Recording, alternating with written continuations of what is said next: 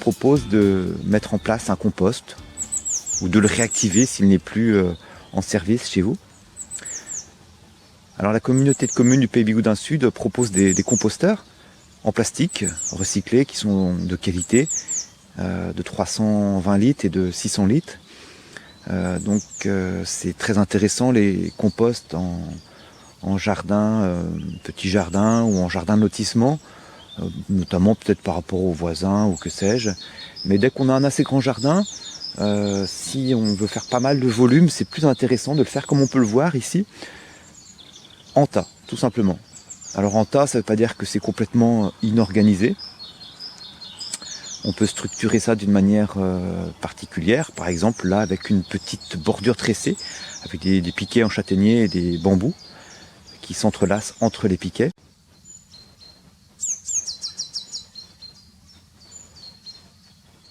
Cette bordure est intéressante parce que comme ça fait une délimitation nette et en même temps ça va empêcher ou limiter qui c'est qui va mettre du bazar dans votre tas de compost. Par exemple, le merle. Et là, plus particulièrement ici, la merlette. Quoi? Qu'est-ce qu'il y a? J'ai la dalle, moi. Non mais oh, il n'y a plus droit de becter ici. Non, ça va, j'ai rien dit. Ah bah j'espère que t'as rien dit. Alors dans votre compost, vous pouvez mettre bien sûr tous les restes alimentaires, des pâtes, des pommes de terre. Le mieux c'est de viser au juste pour ne pas avoir de restes, hein.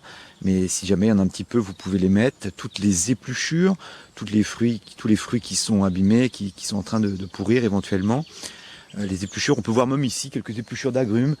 Bien sûr, tout cela va se décomposer très facilement dans le compost. Faut-il mettre ou ne faut-il pas mettre les épluchures d'agrumes? Alors surtout s'ils sont en bio, il n'y a aucun problème, ça va se décomposer sans laisser de traces de pesticides.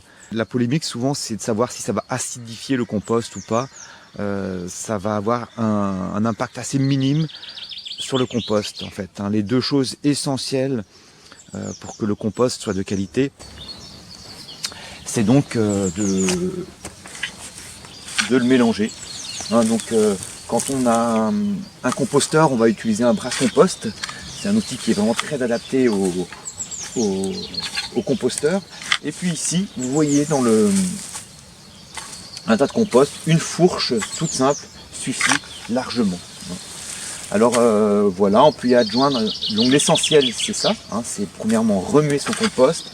Deuxièmement, c'est que ce soit équilibré en apport azoté et en apport carboné.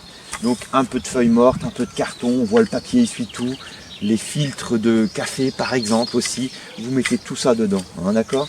Voilà. Et puis même on peut voir, moi j'ai un peu de grossier dedans, des branches comme ça, des petits bouts de branches. Il n'y a aucun problème, tout ça, ça va structurer le compost et il va mieux respirer et ainsi mieux se décomposer. Aussi on voit hein, un peu de tonte, des fleurs fanées, des petites tailles du jardin, tout ça peut rentrer dedans. Le tas de compost est organisé en andin, avec à gauche la zone d'apport, et puis plus on se déplace vers la droite, plus le compost sera en maturation. Si on fait du compost, c'est déjà pour réduire les déchets bien sûr, mais c'est aussi pour récupérer le compost. Et donc là c'est l'étape intéressante au printemps justement quand il y a des semis à faire, c'est que l'on va tamiser. Et donc vous voyez là tout ce qui est un peu grossier va rester dans ma petite caisse à champignons et hop, je la remets au début du tas, comme ça elle va faire son cycle. Donc, au bout d'environ un an, hein, on va récupérer ce compost. Alors c'est vrai qu'en tas comme ça, moi j'arrive à récupérer 6-7 brouettés par an.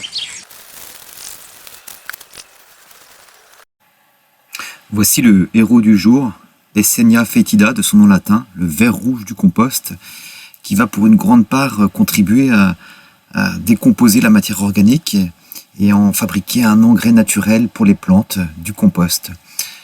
Alors il n'est pas le seul acteur, hein, bien sûr, il y a aussi les bactéries qui vont grandement participer à la décomposition, mais toutes sortes d'animaux décomposeurs également, les cloportes, les mille-pattes. Et voilà le résultat, un compost assez fin, très agréable à toucher, hein, qui va servir, donc ce n'est plus un déchet, ça va être la base de la nourriture pour les plantes de votre jardin, de votre potager, de vos fleurs, de vos rosiers.